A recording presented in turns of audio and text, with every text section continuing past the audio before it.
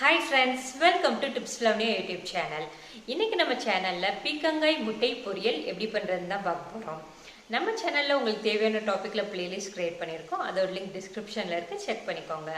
இதுவரைக்கும் நம்ம சேனலை சப்ஸ்கிரைப் பண்ணாம பார்த்துட்டு இருந்தீங்கன்னா சப்ஸ்கிரைப் பண்ணி வச்சுக்கோங்க. கூடவே பெல் ஐக்கனையும் கிளிக் பண்ணிக்கோங்க. அப்பதான் நாங்க போடுற வீடியோஸ் உங்களுக்கு நோட்டிஃபிகேஷன்ல வந்து சேரும். வாங்க வீடியோக்குள்ள போகலாம். 1/4 கிலோ பீக்கங்காயை தோலை சீவி கட் பண்ணி எடுத்து வச்சுருக்கேன். நீங்கள் தோலை சீவிட்டு ஒரு சின்ன பீஸ் சாப்பிட்டு பாருங்கள். ஒரு சில பீக்கங்காய் வந்து கசப்பாக இருக்கும். கசப்பாக இருந்தால் அதில் பொரியல் பண்ணாதீங்க. பொரியல் பண்ணாலும் பொரியல் நல்லா இருக்காது. கசப்பு இல்லாமல் இருந்தால் மட்டும் அதில் பொரியல் பண்ணுங்கள். அப்போ தான் டேஸ்ட் வந்து நல்லாயிருக்கும். பீக்கங்காய் பொரியல் செய்கிறதுக்கு அடுப்பில் ஒரு கடாய் வச்சு அதில் 2 ஸ்பூன் எண்ணெய் ஊற்றிடுங்க.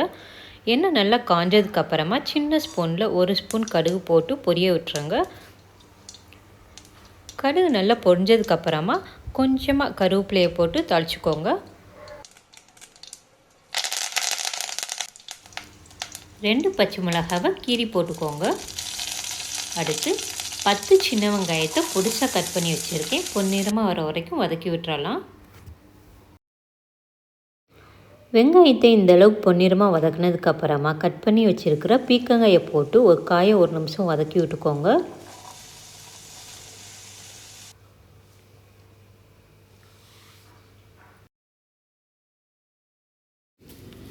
காய்க்கு தேவையான அளவு உப்பு போட்டு காயை நல்லா வதக்கி விட்டுக்கோங்க. அப்போ தான் உப்பு காயில் எல்லா பக்கமும் நல்லா மிக்ஸ் ஆகும்.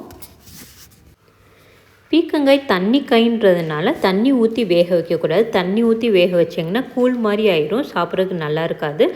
தண்ணி ஊற்றாமல் மூடியை போட்டு அடுப்பு சிம்மில் வச்சு 10 நிமிஷம் வேக விட்டுருங்க. அப்பப்போ கிளறி விட்டு வேக விடுங்க.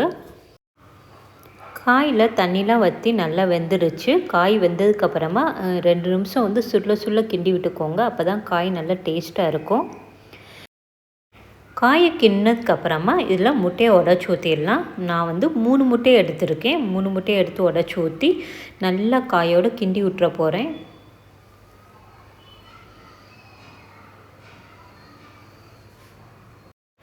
முட்டையை காயோடு நல்லா மிக்ஸ் பண்ணி விட்டுருங்க. பாருங்கள், நம்ம உடச்சி ஊற்றின முட்டை பீக்கங்காயோடு நல்லா மிக்ஸ் ஆகிடுச்சு.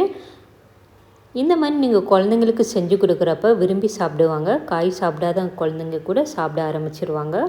பீக்கங்காயில் முட்டை சேர்த்துருக்கிறதுனால 1/2 ஸ்பூன் மிளகுத்தூளை தூவி விட்டு எல்லா பக்கமும் நல்லா கிளறி விட்டுருங்க. பீக்கங்காய் முட்டை பொரியல் ரெடி ஆயிடுச்சு. கடைசியாக அது மேலே கொஞ்சோண்டு கொத்தமல்லி இலையை தூவி விட்டு ஸ்டவ் ஆஃப் பண்ணிடலாம். நீங்களும் இதே மாதிரி பீக்கங்காய் முட்டை பொரியல் செஞ்சு பாருங்கள். செஞ்சு பார்த்துட்டு உங்களுக்கு எப்படி வந்துச்சுன்ற உங்களோட ஃபீட்பேக்கை என்னோட ஷேர் பண்ண மறந்துடாதீங்க. தேங்க்ஸ் ஃபார் வாட்சிங். இந்த வீடியோ உங்களுக்கு பிடிச்சிருந்தா